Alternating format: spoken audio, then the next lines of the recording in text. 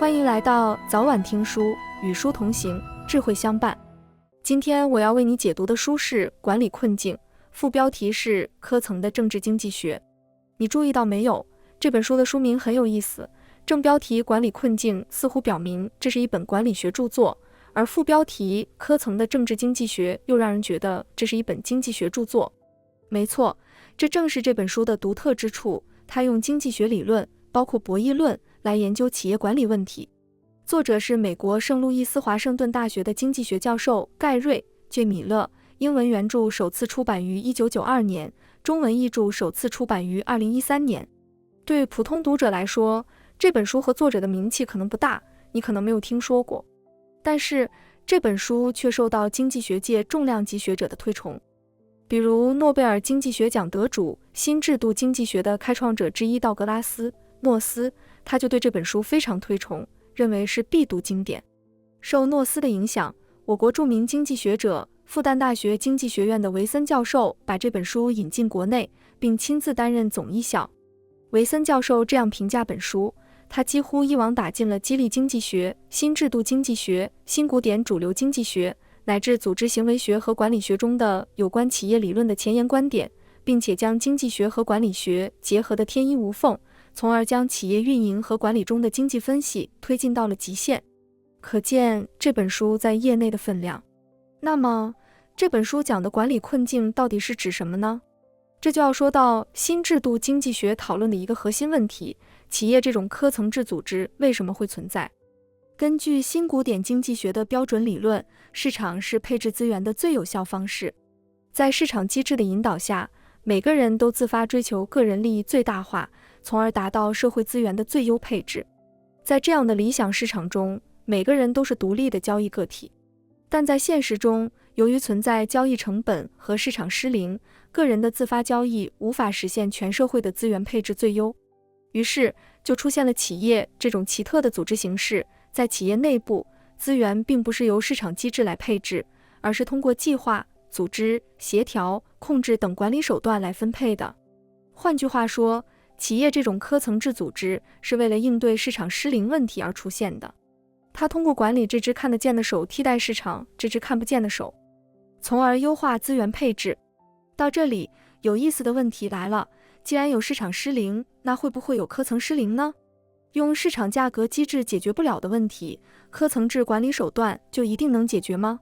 对此，本书作者的回答是，那些导致市场失灵的因素，同样会导致科层失灵，现实中往往是市场失灵和科层失灵同时存在。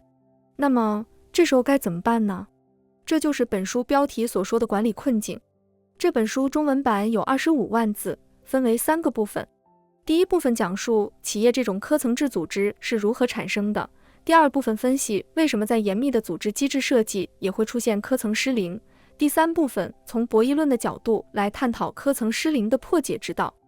下面我们就按照原书结构的这3个部分展开分析，最终找到管理困境的破解方法。先来看第一部分，企业这种科层制组织是如何产生的。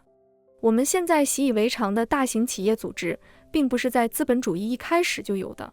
事实上，在资本主义几百年的历史进程中，企业长期停留在非常简单的形态，要么是几个合伙人的简单联盟，要么是老板一个人再加上几名助手就能搞定全部业务。即使是需要大规模生产的工厂，也不是现代最常见的雇佣制工厂形式，而是采用合约制，也就是工厂把零部件生产承包给独立的熟练工匠，工匠在约定时间内生产出规定数量的零部件卖给工厂。在这样的合约体制下，工厂不需要工头来时刻监督工人干活，也不用过于担心产品质量问题。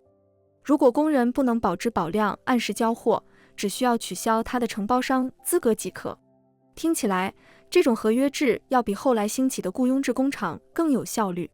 奇怪的是，进入20世纪之后，这种合约制工厂迅速被雇佣制工厂取代，独立零件承包商变成了流水线上的雇佣工人。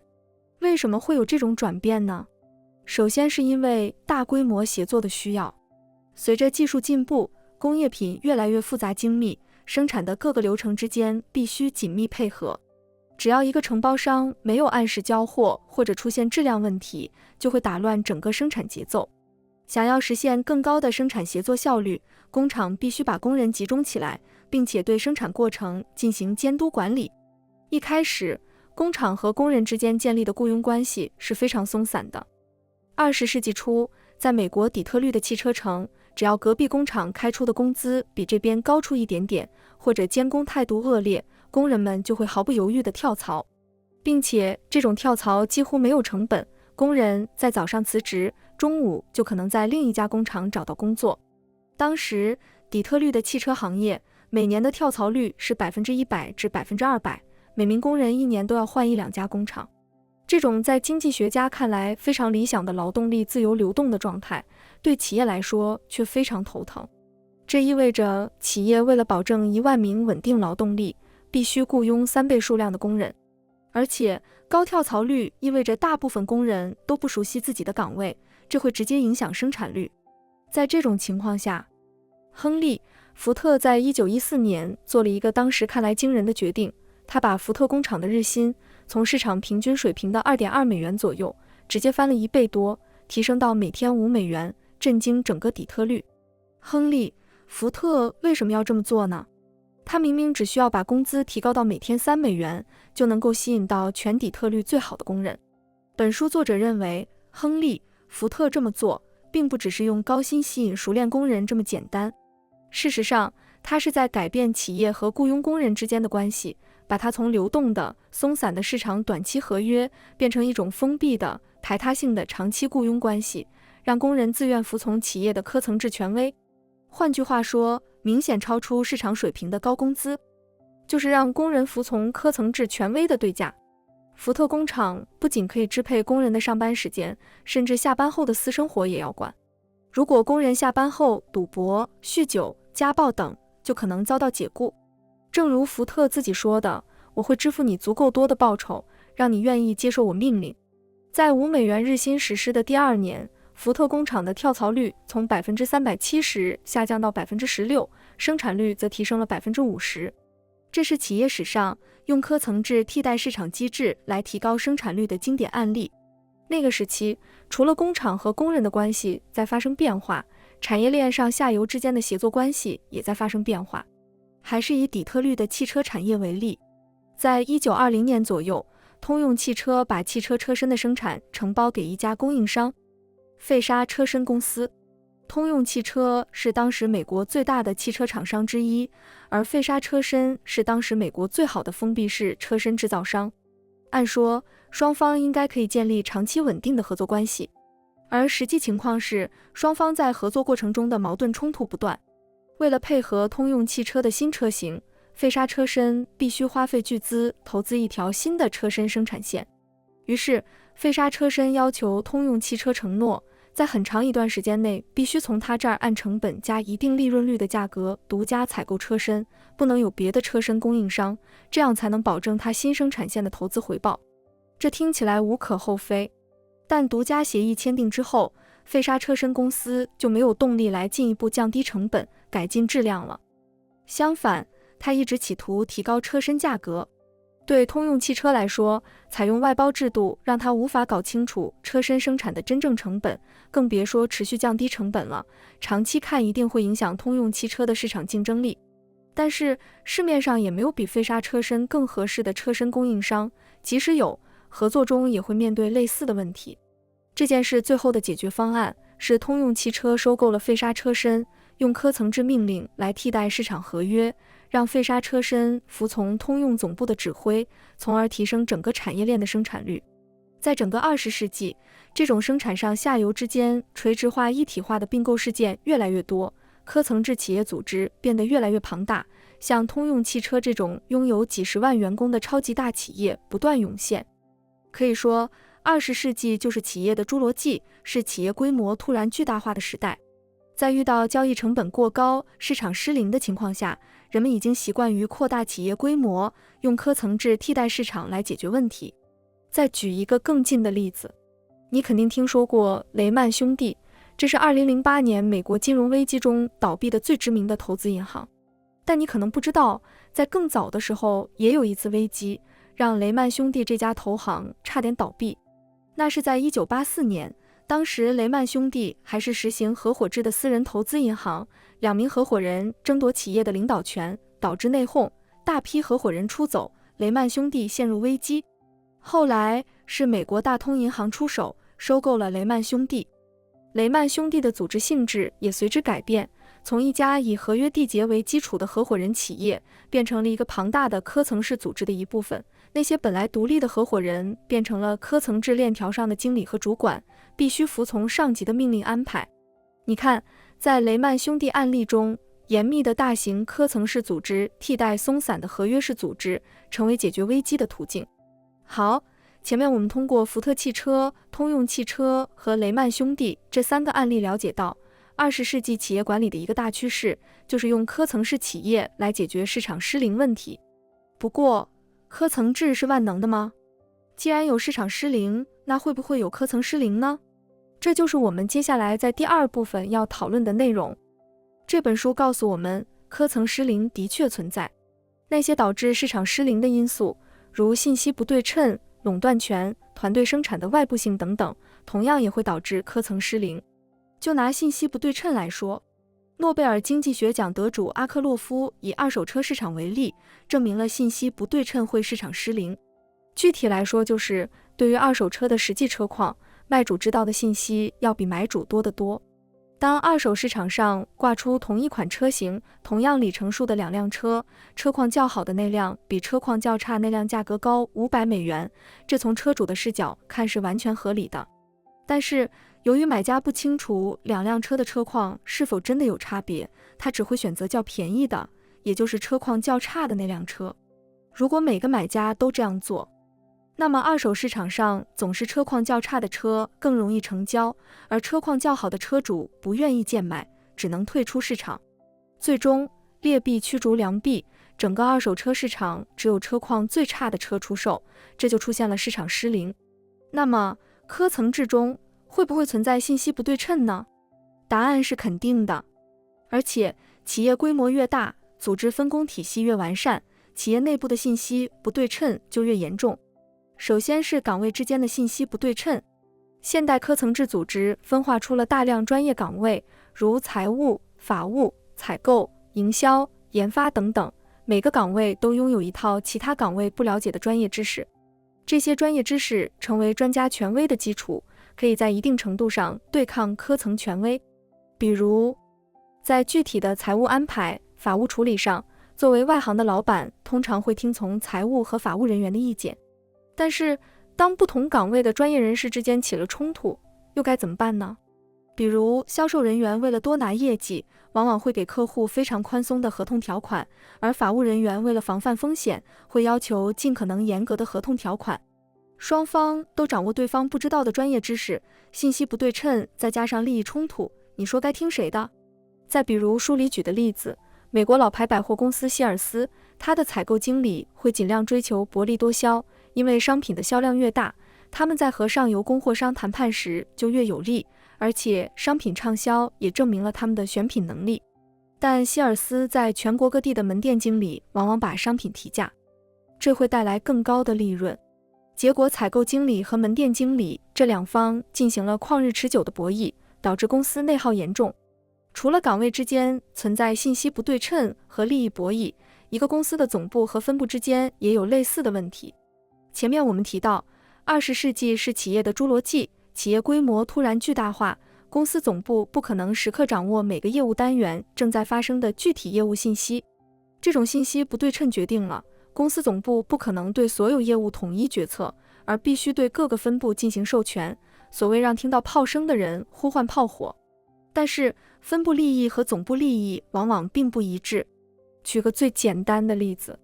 麦当劳为了维护整体品牌形象，要求它的所有汽车餐厅门店都保持干净整洁。但是在授权制度下，各汽车餐厅的店长往往选择少雇佣清洁人员，以节省门店成本。对汽车餐厅来说，即使门店没那么干净，也不影响客流，因为顾客都是冲着麦当劳品牌来的，不会特意去关注某家门店的卫生状况。然而，如果所有的门店店长都这么干，一定会影响到麦当劳的整体品牌形象。听到这儿，你可能会想，这个好解决呀。只要总部给分部制定足够细的考核指标，比如门店的卫生状况必须达到什么样的标准，否则罚款，这不就能堵上漏洞吗？没这么简单。美国社会心理学家唐纳德·坎贝尔曾经提出过一个关于指标考核的定律，叫坎贝尔定律，也就是不管你采用什么指标来考核下级，被考核者总能找到漏洞来对指标做手脚。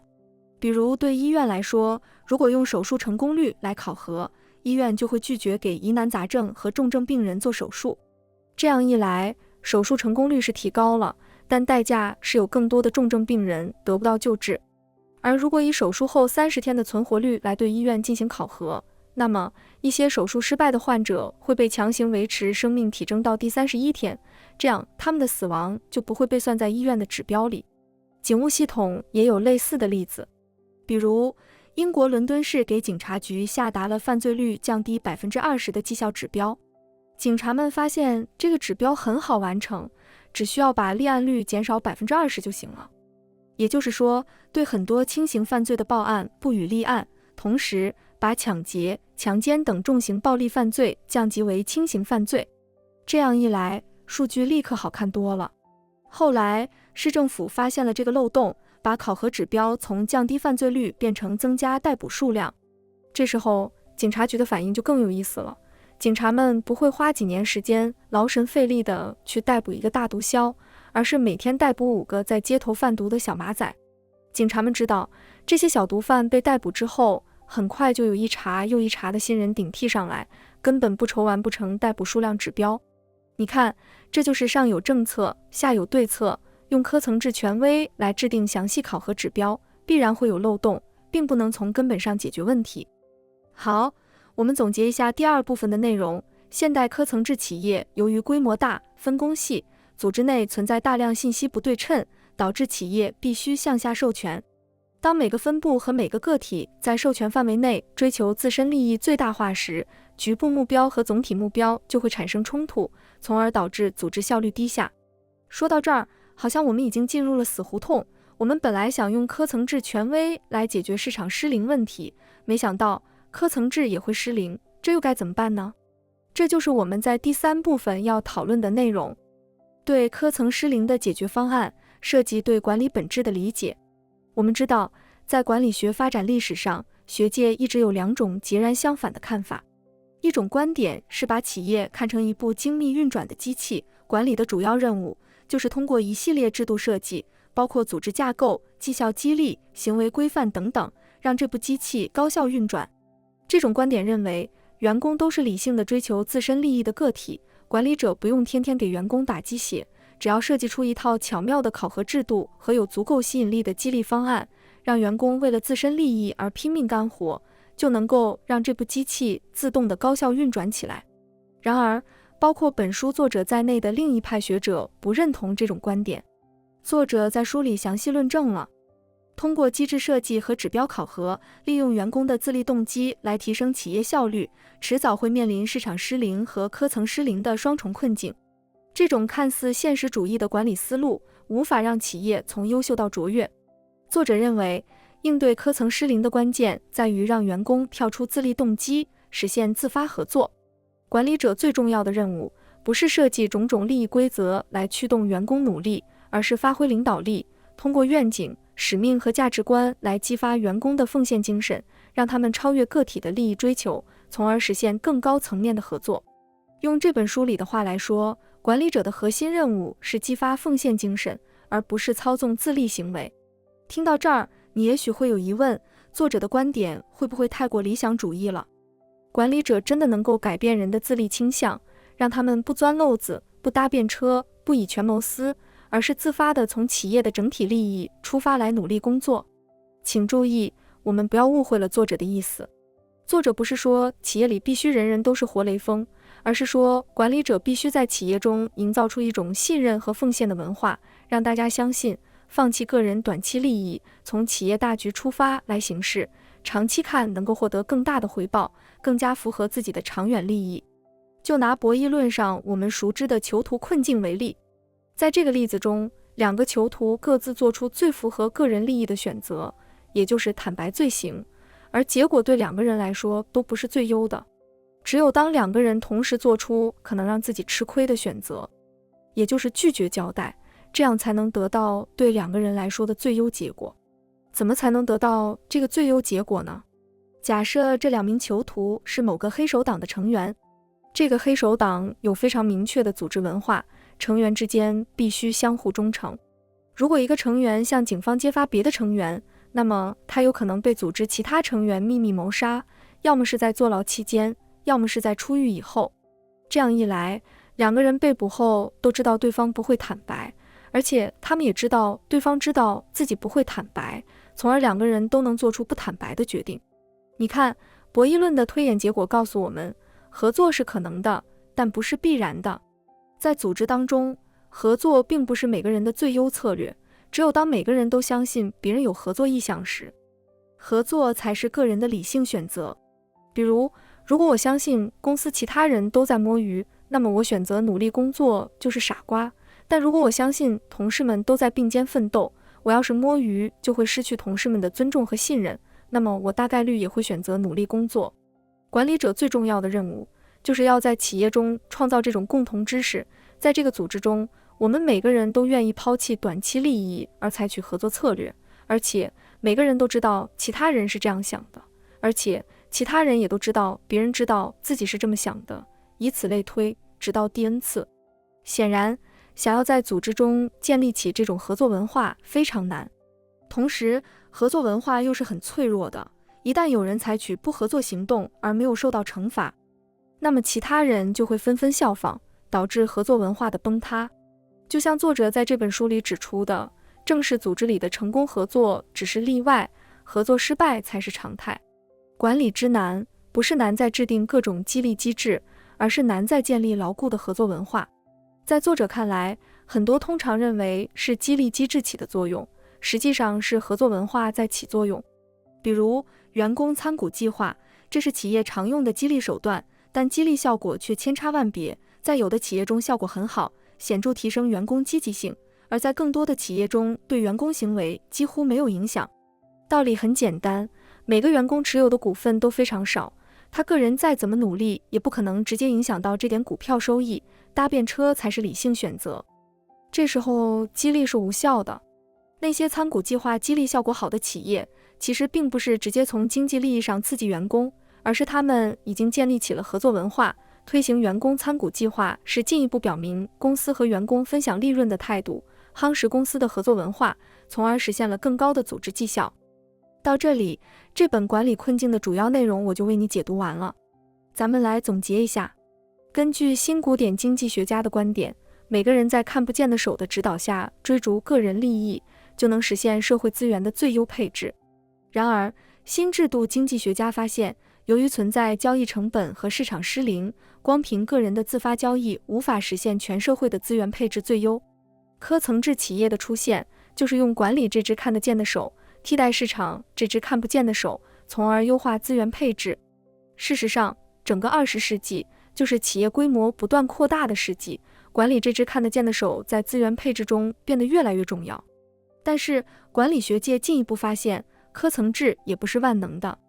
那些导致市场失灵的因素，如信息不对称、垄断权、团队生产的外部性等等，同样也会导致科层失灵。经济学家从博弈论的角度证明了，无论多么完善的制度设计和指标考核，只要员工从自身利益最大化的角度出发，总有漏洞可以钻。科层制权威不能保证局部目标和整体目标的一致。在市场失灵和科层失灵的双重困境下，企业往往效率低下。本书作者认为，突破管理困境的根本途径，不用通过机制设计，利用员工的自立动机来驱动员工干活，而是要靠管理者充分发挥领导力，激发员工的奉献与合作精神，在企业内部创造出合作文化。只有这样的企业才会有持续的高绩效。正如哈佛商学院教授约翰·科特说的，企业成功的方法75%至80%靠领导，其余20%至25%靠管理。当代企业的普遍问题是管理太多，领导太少。恭喜您又听完了一本书，感谢您对我们的支持和关注，请订阅早晚听书频道。点赞和分享给身边的家人和朋友，一起与书相伴，智慧人生。我们下一本书再见。